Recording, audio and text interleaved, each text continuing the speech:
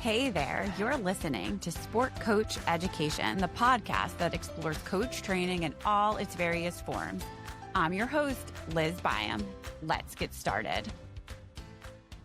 Welcome. Hannah, why don't you introduce yourself and tell us a little bit about your coaching journey first? Of course. Hi, my name is Hannah Bleikamp. I am a high school athletic director. I think I started coaching when I was fresh out of high school, when my high school softball coach kind of took me under his wing. And it was the summer after I graduated high school. And he's like, I want you to be the head coach of this 10U girls softball team, with him being my assistant, with me just kind of getting that third base coaching experience. And NU was kind of not my vibe at the time, because that's when kids are very developmental, very early in their journey of learning how to pitch and things like that. So did that for a summer and absolutely loved it. Pretty sure I coached 12U each summer after that, got into some travel ball, eventually went in and started working at a YMCA, where I was coaching all ages of kids, from 3-year-old soccer players, which as a 20-year-old or 21-year-old, that really demanded some patience from me. And as somebody that had never played soccer before, I'm Googling how to coach soccer to 3-year-olds. And I think they taught me a little bit more than I taught them. But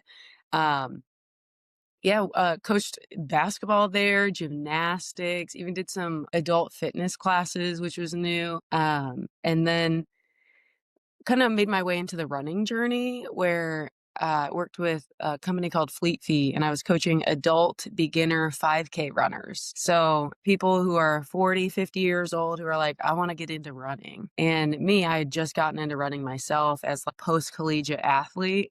And I was like, I just need something to do, to work out, that is on my own time, because as we all know, working in sport is crazy. You can't really commit to a 4 p.m. yoga class every day because we're working. And kind of went through that, and eventually was like, I think I want to help coaches coach more than anything. I finished my master's, and it was a big emphasis on coach education and the pedagogy and the psychological aspects. And I was like, I think it's time for me to take that step into being an athletic director. And that was the end goal, really. And I think I was 25 at the time. And that's not a position that is easily available for a 25-year-old. I honestly think they took a chance on me and it worked out. But yeah, now I'm in a position where I get to help coaches, mentor coaches, and just, enable them to be the best possible coach for young athletes. Awesome. You hit on two of my main things I want to get into is your degree in coaching. That is the topic of my first of 3 papers for my dissertation. And there are more coach education programs out there than I would have imagined, but I don't run into people very often who have a degree in coaching. Right. So I really want to know what that was like. Do you run into people who have degrees in coaching, and how do you think that's helped you? Give me the whole deal. Yeah. My degree is coach education and athlete development. So a master's of education. Now, I do not run into people I've never met somebody else who has had a master's in a degree like that. I've seen sport administration, sport management, business admin, stuff like that. But that was a very unique program that I, kind of stumbled upon at Xavier University here in Cincinnati, Ohio. And when I had caught my eye, because at the time I was really big into coaching and sport management, and I was like, oh, this looks like stuff I want to learn. Going into it, seeing the curriculum, I'm like, oh, this is really cool. My undergrad was sport management, so it was very, it was business focused. I was actually kind of surprised as an undergrad student. I was like, oh, I thought this was going to be about coaching. I'm 18 years old, not really sure what I'm getting myself into. So once I got into my master's, I was like, okay, I think this is what I want to learn. And what I really enjoyed about it was, not only did it talk about the physical aspects of coaching, setting up practices, communicating with people, but where I learned the most was the psychological aspect of it, the intrinsic motivation aspect of it. How do you motivate people that are not you? Not just kids, but anybody? You know, how do you speak to people that's going to spark something in them or maybe steer them to a different sport kind of a thing? It kind of allowed me to branch off into learning how the relationship between parents and coaches work together to enable kids to have the best experience. So I did a thesis on parental involvement in sport and how their involvement as either just as a parent spectator or as a parent coach affected their involvement not only as a young athlete but as an adult. Are you still active as an adult? And that connects back to my personal life a little bit more. But and that's something I want to expand on because I basically ran out of time. 6 months was not enough time to study it. 50 pages of research and literature was not enough. But we also had the opportunity to go out to Denver for a coaching summit. And that was so cool. I wish I could go back now as, a researcher now and a doctoral student. I think I would appreciate it more. But that kind of put me in front of people who have been researching coaching for, a long time. And I don't think I wrapped my head around it as well as I was probably 24 at the time as I would now. Great program that it didn't force you, but it was part of the program to go to these coaching summits and learn from other people. But great program, highly recommend. And how I use it today, I have all the books that I had through that program in my office. And it's, how to coach elite athletes, how to coach young athletes. And the literature on this is just amazing. Yeah, I would sit in my office and reread some of this stuff or share the books with people. One book that tends to get lent out a lot is John Wooden's Pyramid of Success. People may not agree with him, but that pyramid of success is kind of a staple in some of these coaches and their young journeys and just developing their own kind of coaching mission and strategies and things like that. So still utilizing the content I learned from that. Sometimes you don't always get real applicable content in education. You have to think about how to apply it, which, I enjoy that too. But this was like quick to apply to the role of coaching. And yeah, I really enjoyed it. No, that's amazing, especially that they incorporated all ages, that Yeah. you would be not necessarily just coaching youth. A lot of the programs I find are offshoots of health and phys ed. They go hand in hand with a state certification. I mean, I was an exercise science major. As an athlete, I was like, "Oh, Hmm. this seems great." There was no sport management or coaching major at the time where I went. I get that whole, like, appeal. It seems like dumb luck that you ended up in such an amazing program, which I think a lot Yeah. of education is, and you're right, like, some programs aren't so great, just for whatever reason. Education is also, like, what you put into it. So you were ready to apply it, it sounds like. But the fact that it included coaching adults is Hmm. so rare.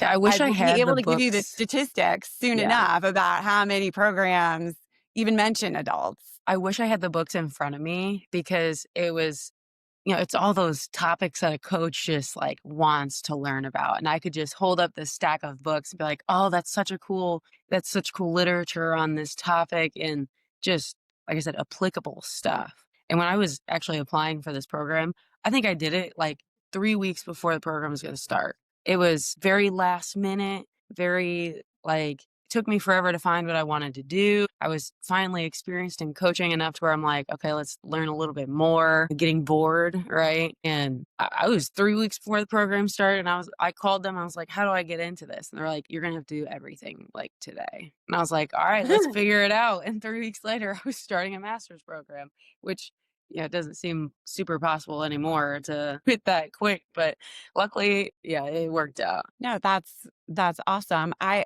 Do you think more athletic administrators would benefit from a program that is more focused on coaching than just the administrative side of? Mm. That's a great question, and nobody's ever asked me that, but yes, absolutely, because athletic administration in my world specifically is high school athletic director, where it's not uncommon for some of the coaches in my program to be like first-time high school coaches. They've done, middle school or elementary, maybe they were a volunteer in high school, and they're finally in a position to be in a more of a leadership role as a coach. And as an athletic director, they're coming to you with problems, and everyone handles stress differently. Everybody coaches differently because everybody needs coached differently. And what's important as an AD is you have to not only adopt how a coach is adopting how to coach people, but you have to adopt how to coach coaches and receive their stress and understand how they are processing and what they need help with. So the same way that I would kind of assess a team and figure out like how I need to coach certain kids is the same way I go about coaching coaches or just listening. Sometimes adults just they need an ear to bend that is a safe space. And I share that is we don't want to vent to parents or kids or you can come here and definitely not social media.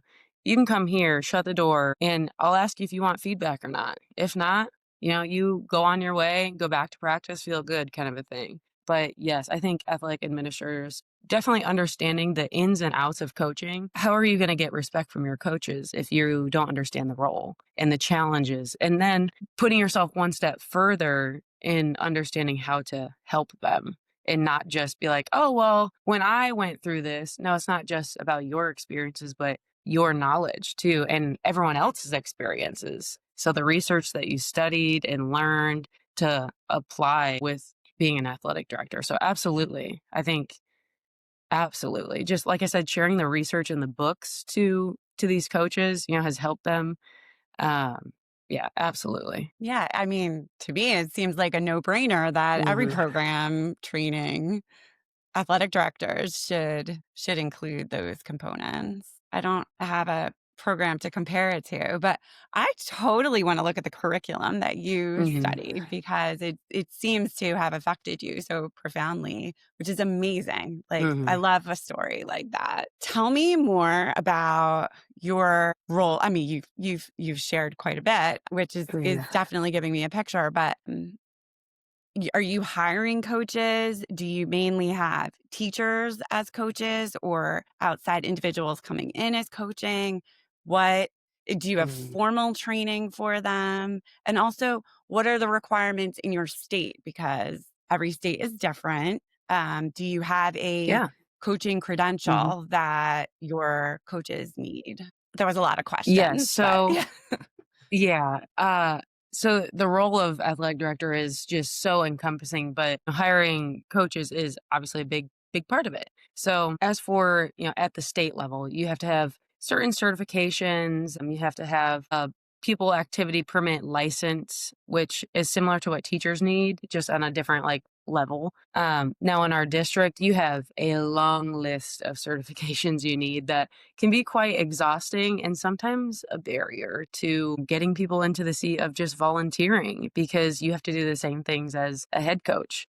Um, but doing this long list of certifications, which you could call formal training, but I think there's definitely more out there for sure that's going to hit like this is what you should do during practice, this is what you shouldn't do during practice, like how to briefly communicate with people. It's short lived. They have to take care of those things every year. As for who is being hired, with school districts in or with my school district, you have a teachers union. And then you have the public who can apply to coaching positions. Now, some coaches are teachers, some aren't. It just kind of depends on where you're at, what you're hiring. Generally, hiring teachers who are in the building, that's helpful because you see them more as an athletic director, you stay more connected with them. But that's not to say that my coaches who aren't in the building, we're not texting or calling nearly every day if we're in season. So it just kind of depends. I think there's ups and downs to both for the kids and just for contractual reasons. But yeah, it's a wide array of individuals applying and hiring them. Do you ever think that teachers make better coaches? Especially without training, and of course, it Mhm, depends on the individual, but mhm. It depends. In a way that they understand the school system better when they're in it. They understand some of the red tape that it comes with or some of the things that you have to take care of first, or the rules or just the working system of being in a school. So in that regard, yes, um, it's they're more easily adaptable to that, but it just kind of depends too. I'm trying to think of any of my coaches that actually aren't teachers. I don't have very Okay. many now that I think about it. I have a couple, or they were retired from teaching, or they're Okay. in a, like, human service role for their full-time job anyway. I do think it takes a special type of person to coach a group of young people, and being patient and wanting to serve. I guess the more I think about it is almost all of my coaches are in, like, service industry type positions, whether it be teaching or hospice care, things like that. Yeah. Yeah. What about the aspect of just understanding learning? I'm a head coach for a bunch of volunteer coaches, and almost none of them are teachers. But when I do get the teacher, you can right away see the difference. But I mean, these are parent volunteers. So Mhm. nobody who's looking to make even a part-time career out of Like, coaching, but just like understanding youth beyond your own child. Some people don't even understand their own children that well. right. Um, but if you don't have a lot of comparison to non-teachers, then, I definitely think that learning, like understanding learning is a huge part of it. Yes. Do you ever get coaches who have any formal coach education? I don't believe any of mine do. Like, this is part-time for all of them, this kind of, their side fun gig. No, I don't think any of them have, um, like, a coaching, degree or anything like that, maybe a minor.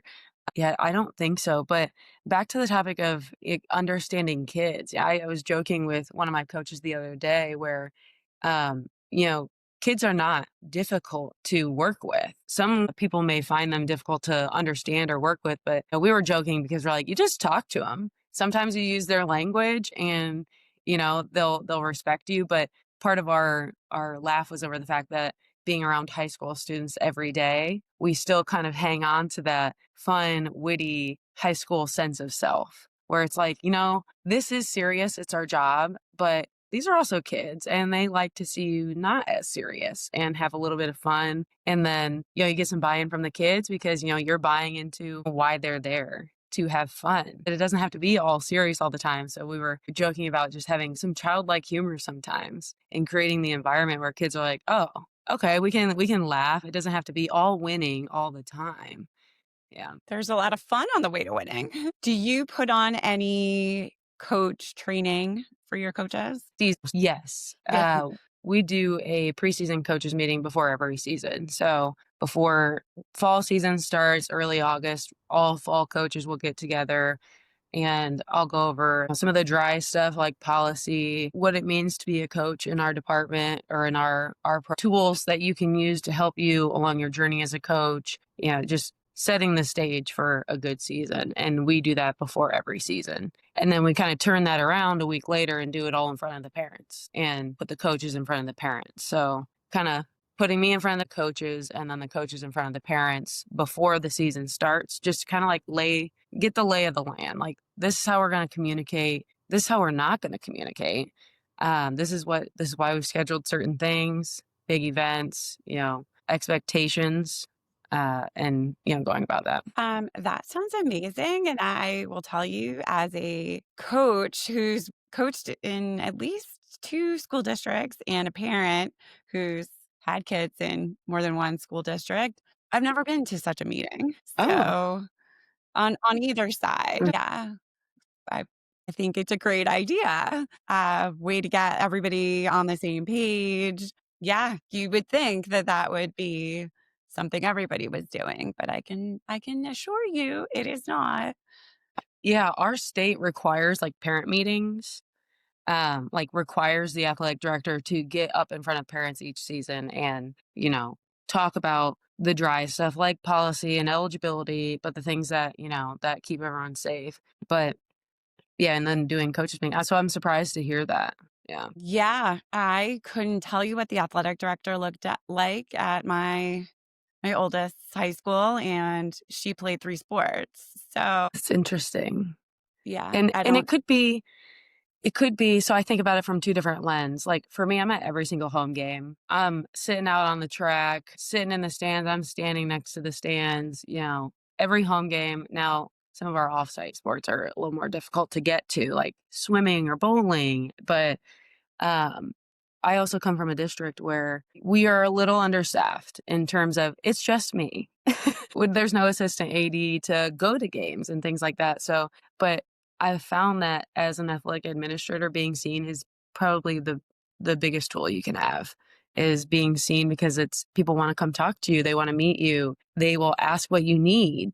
And athletic departments do not run without a village. I had actually just made a post the other day, yesterday, about, just thanking everybody for the village that they built around the athletic program for fall sports. We just had a really strong fall and a great village of volunteers, and I really believe it's because they've bought into me as an AD, but bought into the coaches as well. Like, we are all on the same page, parents, players, coaches, athletic director, and I think being seen is huge. Everybody being seen, being out there, it does wonders for kids. Parents being seen, coaches being seen, ADs being seen, and sometimes it's not even I might have a long night, but it's just me showing face and letting the kids know, like, "I see you. Like, I see what you're doing. It's not just me behind a desk." I feel seen just listening to you talk about it.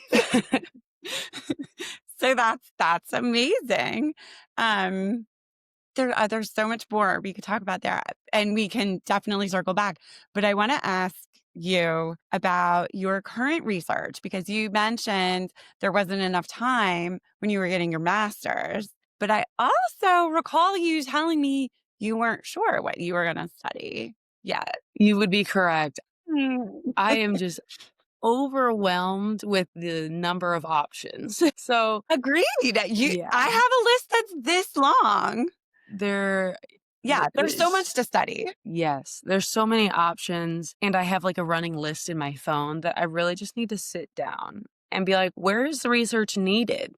And I really wanna make sure it's applicable to specifically athletic administrators and coaches, and this is where I kinda get on a running list, like parents. Just parental involvement is huge as for the entire program, kids, coaches, everyone, and that's where I kinda get lost where I'm like, no, you need to narrow it down and focus a little bit on one, but it's so difficult because they're all important parts of an athletic program. And so I haven't narrowed it down yet. I'm big on pedagogy. When I first took that class in my master's, I was like in love. Pedagogy is huge.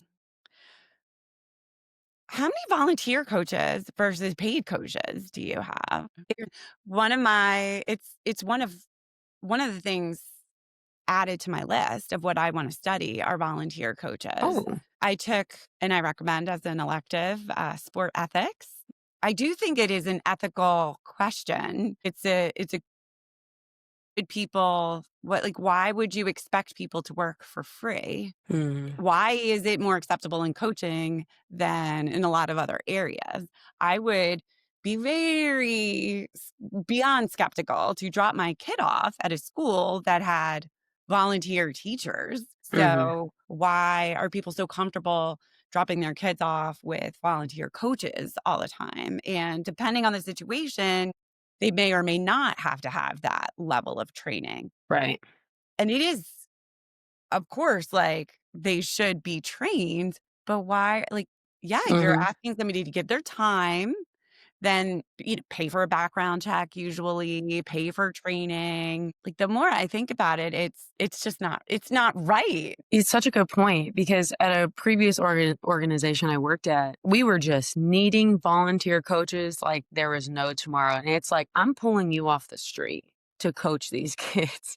No certifications needed, no background check. And at the time, way back when, I'm just trying to keep a program running. I need a coach for these kids, whatever. But now, coming from somebody with more experience and having to see all the certifications that volunteers in my current job have to go through, I can't believe that was ever a thing. Like like you said, I cannot believe people dropped off their parent to have a volunteer coach that had no certification, no background check, and might not even know anything about the sport. Like, but that's a very interesting topic, and I'm curious to hear about where your research leads you and what you learn and what you find because that's a very intriguing topic.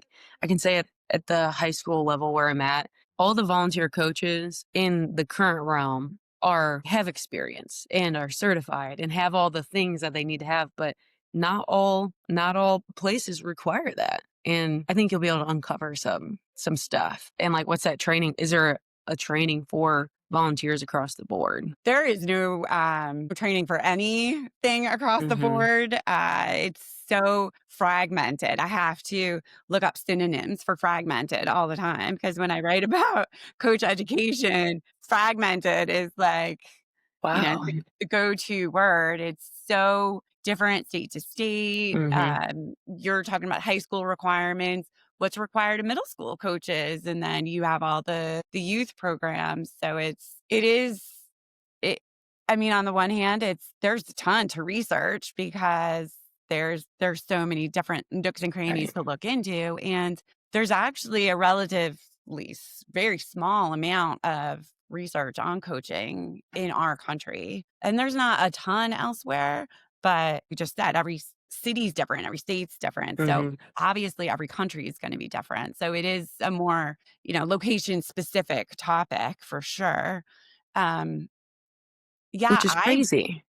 I've When we been one of put those people pulled in off the street, and I Mm. always think these kids and these parents are so lucky that I'm not, first of all, a criminal, but also Right. that I understand learning. And maybe I coached rec basketball. They're like, if you don't do it, we're not going to have a team kind of thing. Mhm. So I never played basketball in my Yep. life.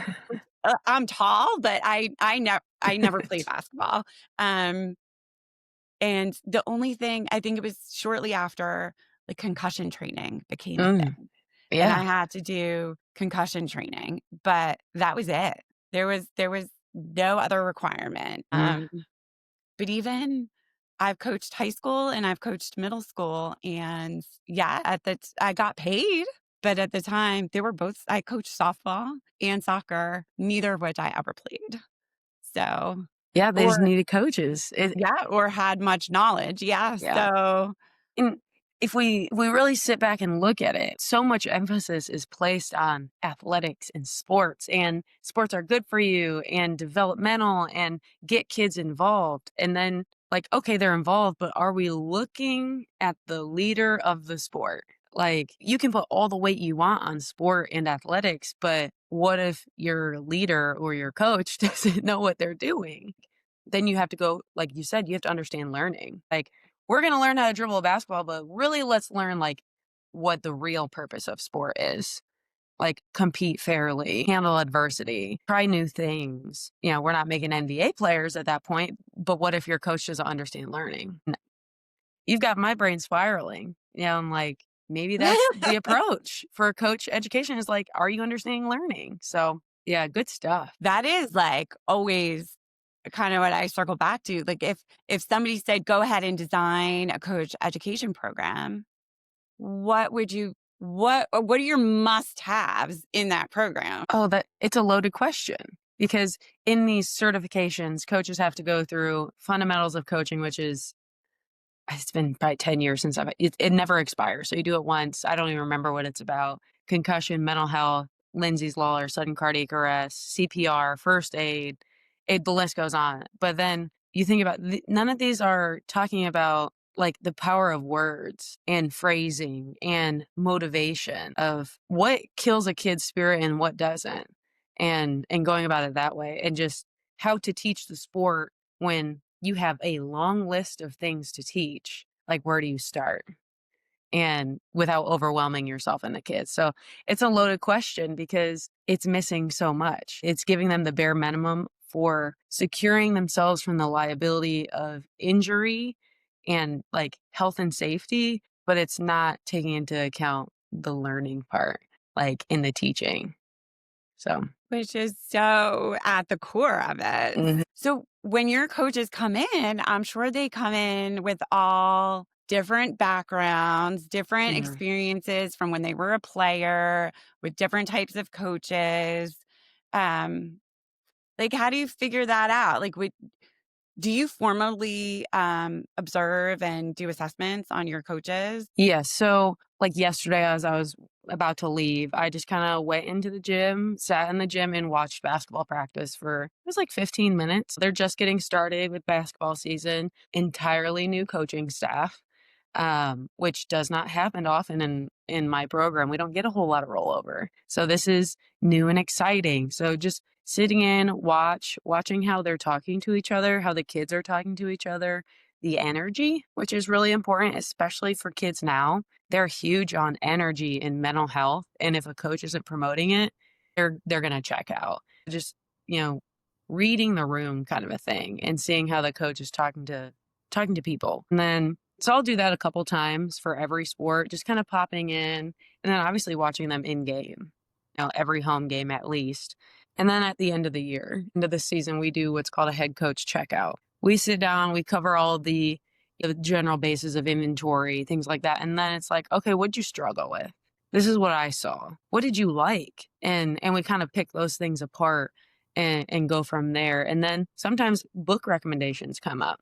A hot topic is choosing captains is tough and is a point of emphasis for these kids to get frustrated on is I'm not captain, and then it creates issues. So that's one that like I've had to sit and think about like what is the right way for coaches to pick captains, and I haven't found the answer yet.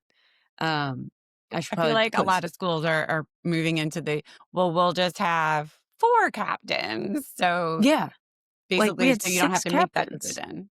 Yeah, and so I don't remember captains being such a big thing when I was in high school, was 11, 12 years ago. That's cute, But by the now way. It's been a lot longer than 11. but these kids really wanna be captains, and they don't care if there's 6 of them on a team of 15, Mm. and that's not that we're Yeah, watering ridiculous. down the definition of captain at that point. And so, Mhm. that's a point that I need to work on to help better lead my coaches because it's a consistent thing. Like, I don't know how to pick these captains. They're all good kids, or they're gonna be upset if they're not a captain, I for 4 years. I would assume it has to do with, like, college applications. Yeah. Yeah. Yep. I have a senior in high school now, Yeah. so we shall And see who the captains of the swim team are this yeah. season. Still yet to be Yeah. determined. Um, yeah, captains are a big one, but I think I went on a tangent there. I don't Well, even we were know talking where about we started. evaluation, and I only Okay. know it from again, I've coached in high school and in middle school. I was never assessed or observed or given any type of feedback. And So, I am super curious, like, how that works, and you seem like you're a great boss and that you make it mm, meaningful. Because in teacher evaluations, I can't think, there are only a very mhm. few that were actually helpful or meaningful to me. Right. So in addition to those end of year coach like checkouts, a lot of my coaches give assessment forms to the athletes and the athletes turn them back in. So they have assessed the coach. And so the coach gets real-time feedback at the end of the season from these kids like yeah, I got a stack of, I think, 12 envelopes yesterday, 12 or 13 envelopes from a coach. I was like, "Oh, what are these?" And he's like, "Those are my end of season evaluations from my athletes." And I'm like, "Okay." So I haven't opened them yet, but they had a history making season, so I can only imagine that they're Yeah. good, but and when I say history, I'm not even exaggerating. But Awesome. I also send out surveys to parents, a postseason survey to parents, a postseason survey to kids, separate with a list of all these questions. And in our end of season checkout, I pull up the results, no editing, and we sit down and look through them. So it's anonymous. So we don't know who's saying it. They know it's a person part of your sport. This is what they're saying. And it's not coming from me in a gentle way. It's just here it is. We expect all of these to be strongly agree, and when they're not, we're gonna pick it apart kind of a thing. So that's really an easy way for a coach to get feedback without me having to, soften the blow a little bit because I do care about my coaches and their feelings and I see the time that they put in and I know their intentions are good and they're never trying to be making wrong decisions or upset somebody, but we know we're in the business that where we will never make everybody happy. So, yeah. That's a way for me to get that feedback to them without me softening a blow and for them to see what's really going on. So that's probably one of our stronger tools. Yeah, no, that sounds like you've really got that system nailed down. So, do all your coaches come in experienced and ready to hit the ground running? And if not, what's your, action plan in that Right. situation? I think they all come in ready to hit the ground running. I don't doubt that. I'm very fortunate to have a body of coaches that are very experienced. I'm at a school that is very desirable, and people generally, they want to get there and they stay there. I think my baseball coach has 36 years in the position. Wow. Crazy. Our Yeah. volleyball coach is 40. Stop. I'm not even kidding. And they are, you would think that they're 30 years old. Like, Awesome. and the kids love them. They speak the kids' language. And there's other coaches who are 30 and 3 years into it, and we just talk. The more you talk to coaches, just like talking to kids, just talk to them and you, being an open door, generally they're going to come to you if they're struggling. Yeah. Before Um, it gets big. yeah, before it gets big. And that I kind of reiterate that like, hey, if something comes up or you get a nasty text from a parent or a kid, just call me and let me know. Like, let's talk about it because they're probably going to come to me, but I need to know where you're coming from first. And just being an open door and letting them air out what they're struggling with and then not judging them because coaching is hard and you deal with so many different types of people and some are young and they have not experienced this before. Being in charge of a group of young people who can be intimidating if they don't respect you yet. And that is a thing. Like they're not going to trust you until you trust them and show them that you are there to better them, listen to them and coach them. So I'm trying to think when our last green coach was hired. Like we just got a new basketball staff, but they're all experienced. They've been in the game. So that one we're kind of like Yeah. I working mean, I through guess as we go. Yeah. your desirable high school status would help with that. It wasn't them pulling me in off the, from teaching math to come on, we need somebody to coach Right. softball. Now, some Yeah. sports are like that. Like some sports are harder to get coaches for than others. I have had coaches to fulfill a sport where they don't really know a whole lot about that sport, but they know a lot about teaching. They know a lot about coaching. And I know that they would figure it out. And that's, you can place confidence in people knowing how to teach because even if they don't know the sport, they know to learn it. I usually ask people, like, do you think it's necessary to have played the sport you're coaching? But I already know your answer because you've done it and you did Right. it successfully. Yeah. I don't think you have to play it. And yeah, I think it was difficult for me to coach soccer having never played it, even to 3-year-olds. But I don't think I'm not in a position where I could coach like a high school sport if I hadn't played it. And maybe it's because I don't have the time to research how to Right, coach another right. sport.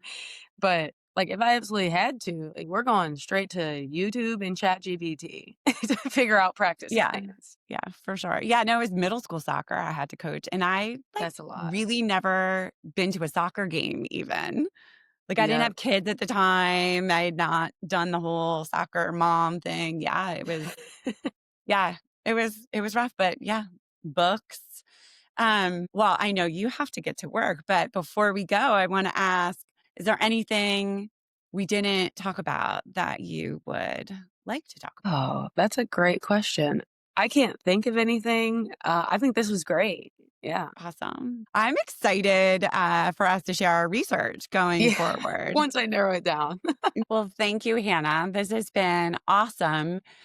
I'm so excited for the people who are lucky enough to work with you. You sound like an amazing boss and that you run a great program. So it was really nice to hear about it. Thank you.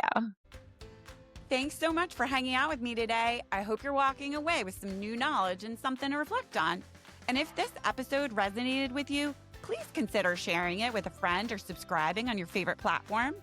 Until next week, take care and thanks for listening to Sport Coach Education.